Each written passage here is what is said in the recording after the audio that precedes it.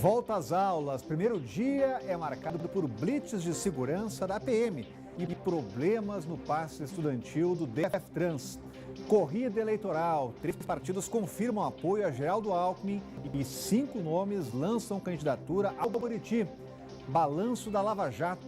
Força Tarefa calcula que já recuperou 13,4 bilhões de reais, quase 1/3 do que foi desviado pelo esquema na Petrobras. Olá, eu sou Rodrigo Morengo e começa agora o Band Cidade, primeira edição.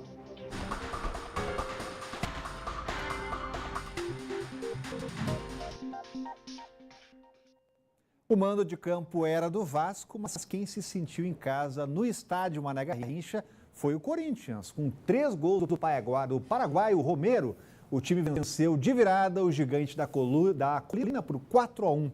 Confirma a reportagem de Rodrigo Miranda. A última vez que Corinthians e Vasco se enfrentaram no estádio Mané Garrincha, em Brasília, as cenas nas arquibancadas foram lamentáveis. As duas torcidas protagonizaram uma briga generalizada nas arquibancadas. Só que 5 anos depois, a história foi completamente diferente. Os mais de 33 mil torcedores que lotaram as arquibancadas deram um show à parte. Em campo, o que se viu foi um primeiro tempo bastante movimentado. O Corinthians até começou melhor. Romero, Pedrinho e Jadson criaram boas jogadas pelo lado direito, mas nada de conseguir finalizar.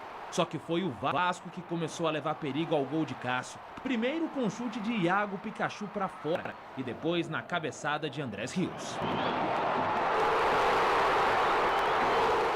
O Vasco seguiu levando perigo, mas até os 44 minutos, a melhor chance foi do Corinthians. Pedro Henrique cabeceou no travessão. Só que 1 minutinho depois, Pikachu fez linda jogada. Passou no meio de 2 adversários e foi derrubado por Fagner. Pênalti para o Vasco. Na cobrança, goleiro para o lado, bola para o outro.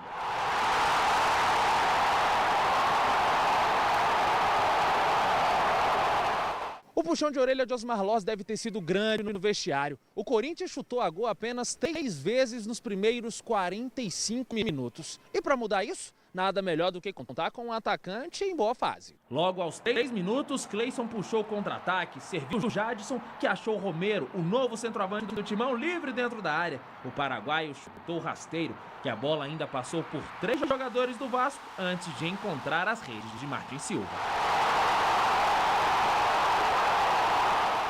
E o domingo era do paraguaio. Depois de cruzamento de Pedrinho, Romero desviou com estilo para virar o placar.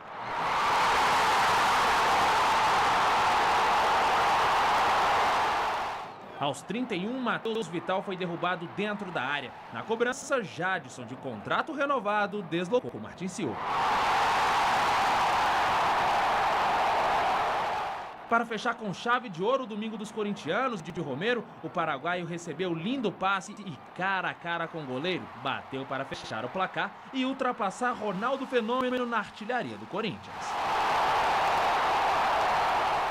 Hoje estou jogando em outra posição, mais centralizado, a posição onde eu fico à vontade, né? A posição onde me trouxe aqui no Corinthians. O Romero é um jogador, aquilo que eu acho que a gente já sabe, né? A própria torcida, é o artilheiro da arena, é um cara que veste a camisa, que tem a cara, a raça do que o jogador corintiano, a torcida espera. O técnico do Vasco lamentou o apagão da equipe no segundo tempo. No segundo tempo, nós tomamos um gol muito rápido. Quando acontece isso, é normal com que a equipe tenha um baque. Veio o segundo gol, que também não demorou a sair, e aí, naturalmente, desestruturou um pouquinho a equipe. O Partido Socialista Brasileiro confirmou no sábado a candidatura à reeleição de Rodrigo Hollenberg. Em um discurso, o atual governador do DF disse que os últimos 4 anos foram difíceis e chegou a imaginar que não tinha solução, tamanha a gravidade dos problemas. Mas quem exportou com fé e o apoio de gente honesta e comprometida. O nome do candidato a vice não foi anunciado pelo PSB. O vice atual, Renato Santana, do PSD, rompeu com Hollenberg por falta de consenso entre os partidos sobre a troca de secretários ao longo do mandato. E o fim de semana foi marcado também pelo lançamento da candidatura da enfermeira, professora Fátima Souza, pelo PSOL. A vice da chapa é a assistente social Queca Banho. Foram confirmados ainda outros 3 nomes para a corrida ao Buriti. O economista Júlio Miragaia, do PT, que presidiu a Codeplan e a Secretaria de Agricultura, no governo Agnello. A vice deve ser Cláudia Farinha, mas não houve confirmação oficial. O professor Antônio Guilhem, pelo PSTU, que tem como vice o assessor político de movimentos de esquerda, Eduardo Zanata, e o major Paulo Thiago Barreto, do PRTB. Essa é a primeira disputa do militar do Corpo de Bombeiros e o vice ainda está em aberto. Para falar sobre este assunto, já estamos aqui com o Sérgio Amaral. Muito boa tarde, Sérgio. Boa tarde, Rodrigo. Agora não é só vice que está em aberto, tem muita coisa em aberto ainda, né? Não é só vice. Aliás, está a vaga de vice de vários candidatos, mas o que está em aberto mesmo, né, Rodrigo, é o resultado da eleição. Hoje, faltando aí pouco mais de um mês e meio para primeiro turno, né? 2 meses e pouquinho para o primeiro turno, é absolutamente impossível dizer que tem fulaninho, ciclaninho, que seja um candidato que tenha, vamos dizer assim, um favoritismo. Não tem. Está completamente em aberto, muito até por causa disso, porque sempre quem está no poder, quem tem a caneta e a chave do cofre, sai com um certo favoritismo, né? Mas o governador Hollenberg reclamando que o começo foi difícil, não foi o começo difícil, não. O governo dele todo foi difícil, continua difícil, tanto é assim que os índices de rejeição dele nas pesquisas são altíssimos. Então, mesmo ele com chave do cofre e a caneta na mão, ele não tem esse favoritismo, vai ter que penar muito, inclusive, para ir para o segundo turno. Nesse momento, está tudo absolutamente em aberto. Tudo em aberto, tem convenções também nacionais. 5 partidos fizeram convenções no sábado. 3 deles oficializaram apoio à pré-candidatura de Geraldo Alckmin à presidência. O PTB do ex-deputado Roberto Jefferson fez sua convenção nacional em Brasília. O partido confirmou que na disputa presidencial vai com Geraldo Alckmin do PSDB. O tucano esteve no encontro para agradecer pessoalmente o apoio. Delator do escândalo do Mensalão, pelo qual foi condenado e preso, Jefferson criticou os governos dos ex-presidentes Lula e Dilma, do PT, e recorreu até uma passagem bíblica para justificar a escolha por Alckmin. E é Geraldo Alckmin que o PTB vê como líder capaz de tal, como Moisés no deserto, a nos guiar à terra prometida. O tucano retribuiu o elogio e disse que nada foi pedido pela aliança com o PTB. O Roberto, desde a primeira vez em que eu liguei para ele para agradecer a sua declaração no jornal, isso há meses atrás, dizendo, olha, o melhor candidato é o Geraldo Alckmin.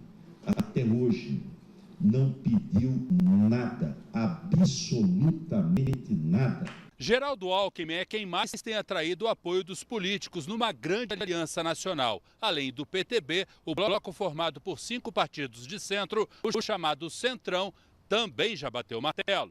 Mais 2 partidos fecharam com o PSDB neste sábado. Em convenção nacional realizada em São Paulo, o PSD retirou a candidatura de Guilherme Afif Domingos e oficializou o apoio a Geraldo Alckmin. Esse apoio é importante, é uma candidatura de centro, uma candidatura conciliadora, uma candidatura que procura isolar as propostas radicais, seja a proposta de esquerda, a proposta mais conservadora de direita, que é o caminho, que é o rumo que o Brasil precisa. O Solidariedade também formalizou o apoio. O partido vai trabalhar pela indicação de Aldo Rebelo como candidato a vice na chapa do tucano.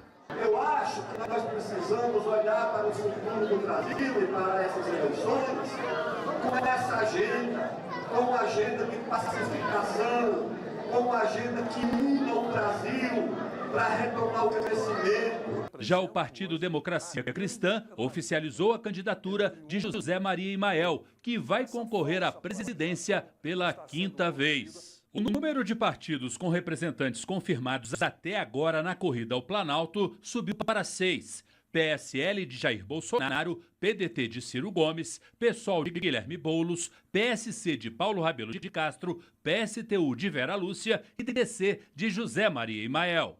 Em 1º de agosto, o PCdoB se reúne para decidir sobre a candidatura de Manuela Dávila. No dia seguinte, está previsto o anúncio de Henrique Meirelles, do MDB. Em 4 de agosto, estão marcadas convenções do PSDB de Geraldo Alckmin e da Rede de Marina Silva. No mesmo dia, Lula do PT, João Amoedo do Novo e Álvaro Dias do Podemos devem assumir as candidaturas. Em 5 de agosto, último dia de convenções, é a vez do PRTB de Levi Fidelix. Seguindo uma tradição, a Band realiza o primeiro debate na televisão entre os candidatos à presidência da República, no dia 9 de agosto. No dia 16, é a vez dos debates com os candidatos aos governos de todos os estados. Se houver segundo turno, os presidenciáveis se encontram na Band no dia 11 de outubro, com possibilidade de mudança para o dia 12. Já os debates de segundo turno entre os candidatos a governador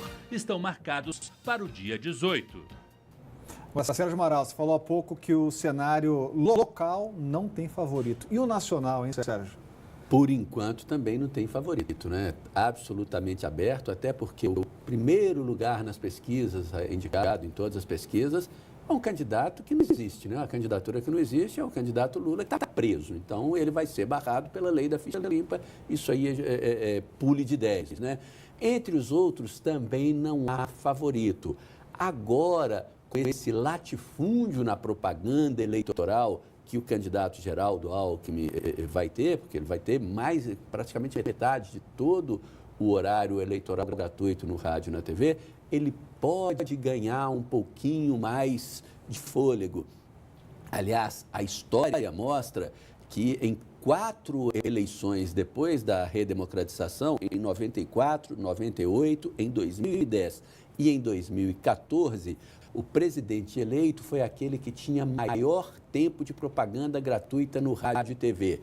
Então, nesse sentido, o Alckmin até começa com um ligeiro favoritismo. Só que agora, o tempo de propaganda no rádio e na TV não é uma propaganda isolada. A gente tem que considerar também o trabalho nas redes sociais, que não podemos desprezar o poder das redes sociais. E aí vale tudo. Então, por enquanto, assim, um ligeiro favoritismo, mas falta combinar com os russos, né? Com o eleitor.